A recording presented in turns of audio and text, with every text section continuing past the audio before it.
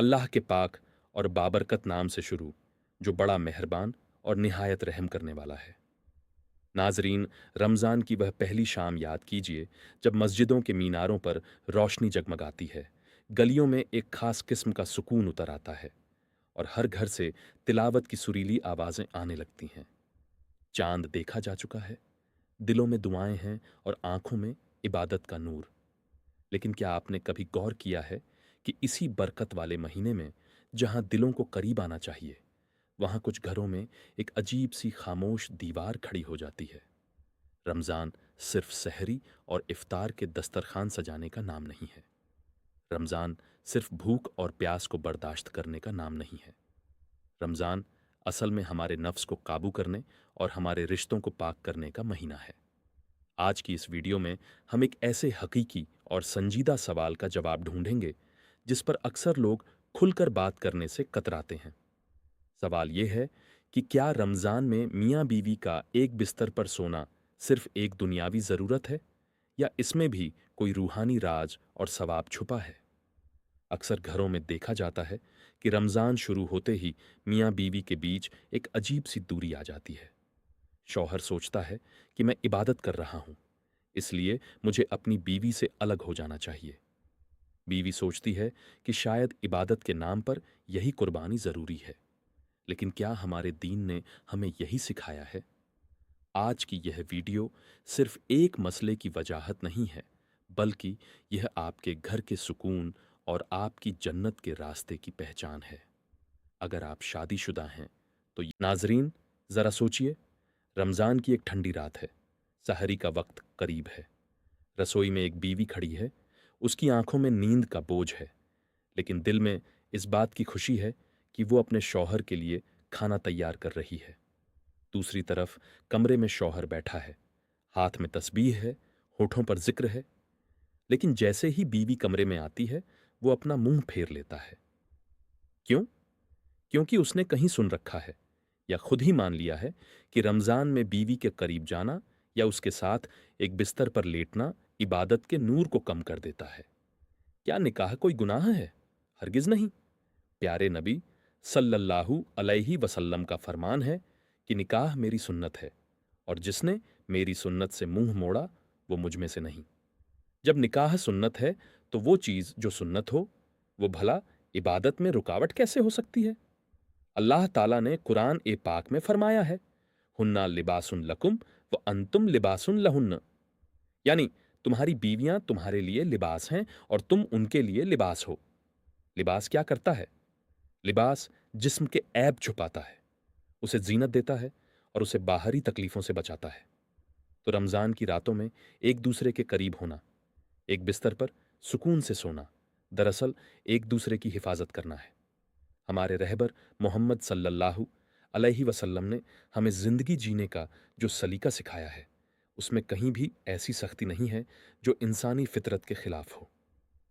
आप रोज़े रखते थे, आप रातों को इतनी लंबी नमाजें पढ़ते थे कि आपके पांव मुबारक में सूजन आ जाती थी। लेकिन क्या इस इबादत के जुनून में आपने कभी अपनी बीवियों को तन्हा छोड़ा? हरगिज़ नहीं।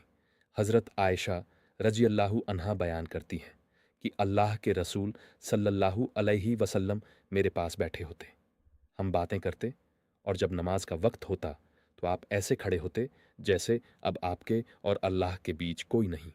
सुभान अल्लाह।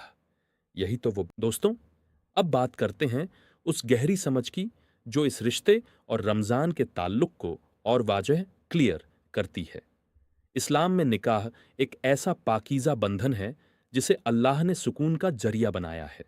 लेकिन रमज़ान के महीने में दिन के वक़्त जो दूरी का हुक्म है, उसके पीछे एक बहुत बड़ी हिकमत छुपी हुई है। यह वक़्त होता है अपने ऊपर काबू पाने का, यानी सेल्फ कंट्रोल का। ज़रा सोचिए, जब एक इंसान अल्लाह की खातिर उस चीज़ को भी छोड़ देता है जो आम दिनों में उसके लिए हलाल और जायज़ थी, तो उसके अंदर कितनी बड़ी रूहानी ताकत पैदा होती है। इससे न सिर्फ आपका ईमान मजबूत होता है, बल्कि आपके और आपकी बीवी के दरमियान एक नया एहसास मोहब्बत पैदा होता है। यह दूरी दरअसल एक ब्रेक की तरह है जो आपको यह एहसास दिलाती है कि बीवी की अहमियत आपकी ज़िंदगी में क्या है। इसके अलावा رمضان میں مرد اور عورت دونوں کی مصروفیت بڑھ جاتی ہے۔ مرد مسجد اور عبادت میں وقت گزارتا ہے اور بیوی گھر کے کاموں اور عبادت میں۔ ایسے میں اگر مرد تھوڑی دوری بنا کر بیوی کو عبادت کے لیے زیادہ وقت دے تو یہ اس کے لیے سب سے بڑا تحفہ ہوگا۔ ہمیں یہ سمجھنا چاہیے کہ بیوی صرف گھر سنبھالنے کے لیے نہیں، بلکہ وہ بھی ایک روحانی سفر پر ہے جس میں اسے آپ کے سہارے اور تھوڑے سکون کی ضرورت ہے۔ اسی لیے اس مہینے حضرت عبد القادر جیلانی رحمت اللہ علیہ سے کسی نے پوچھا تھا کہ کیا عبادت کے لیے بیوی سے دوری بہتر ہے؟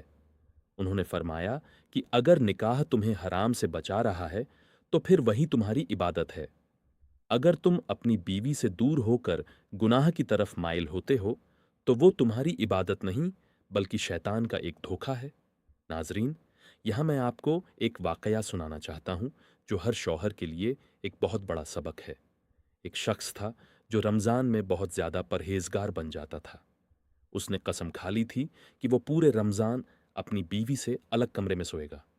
اس کی بیوی جو نیک اور صبر والی تھی، اس نے کچھ نہیں کہا۔ وہ خاموشی سے اپنا فرض نبھاتی رہی۔ ایک رات جب سحری کا وقت ہوا، بیوی نے آ کر دروازہ کھٹکھٹایا۔ شوہر نے غصے میں کہا، تم میری عبادت میں خلل کیوں ڈال رہی ہو؟ بیوی کی آنکھوں میں آنسو آ گئے اور اس نے صرف ایک جملہ کہا، کیا میں تمہاری جنت کا راستہ ہوں یا جنت کے راستے کی رکاوٹ؟ وہ شخص اس وقت تو چپ رہا، لیکن اگلے دن جب وہ ایک عالم کے پاس گیا اور سارا ماجرا سنایا تو عالم نے کہا، اللہ کو وہ سجدہ کبھی پسند نہیں آئے گا جو کسی کا دل توڑ کر کیا گیا ہو۔ تمہاری بیوی اللہ کی دی ہوئی امانت ہے۔ اگر تمہاری عبادت سے وہ امانت رو رہی ہے تو جان لو کہ تمہارا تقوی ابھی ادھورا ہے۔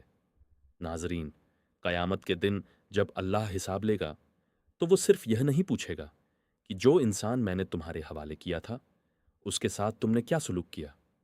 حضرت علی رضی اللہ عنہ فرماتے تھے کہ عورت ایک امانت ہے، اسے سنبھالا جاتا ہے، اسے تنہائی کے خوف میں نہیں چھوڑا جاتا۔